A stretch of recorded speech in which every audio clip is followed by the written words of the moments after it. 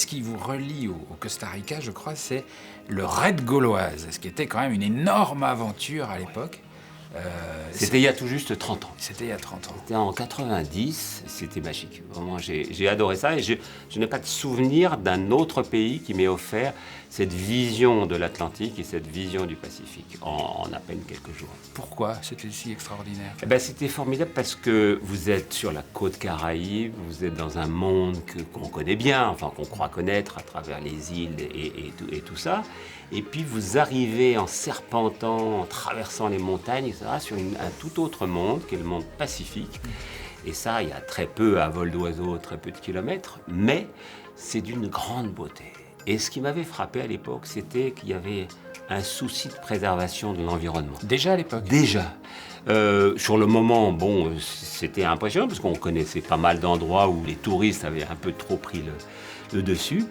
Et là, j'avais été frappé par leur désir. Je sentais que c'était vraiment dans leur nature. Et j'ai suivi depuis et je me suis aperçu qu'ils continuaient et ils restent, je crois, aujourd'hui à la pointe, notamment dans toute l'Amérique centrale et l'Amérique du Sud. Et est-ce qu'il y avait déjà beaucoup de tourisme à l'époque? Il y en avait, mais on ne peut pas dire qu'ils se voyaient beaucoup. Ouais. Et quand on est touriste, on aime bien ne pas devoir trop Oui, d'autres touristes, la vérité. Non, mais bien sûr, parce que c'est quand même très vaste. Il n'y a pas des concentrations d'hôtels dans des endroits très particuliers. Ça, c'était un des avantages du Costa Rica. J'avais vraiment beaucoup aimé. De quel œil vous voyez ce pays qui n'a pas d'armée et qui aime consacrer le budget de l'armée plutôt à l'éducation et à la santé? C'est impressionnant, ça. Les gens ne le savent pas, forcément.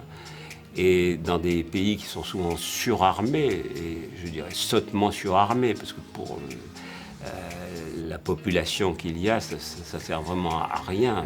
Et en plus, se battre contre quel envahisseur, c'est très utile de pouvoir mettre son budget pour des choses comme l'éducation, la culture et la préservation de la nature.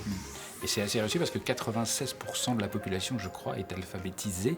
C'est un peuple très très éduqué. C'est impressionnant ça, de réussir cette performance. On ne peut pas dire que tout le monde fasse ça et on en voit les résultats. Est-ce que vous y retourneriez? Est-ce que vous auriez envie d'y aller? J'aimerais bien, oui, surtout dans ces temps très difficiles.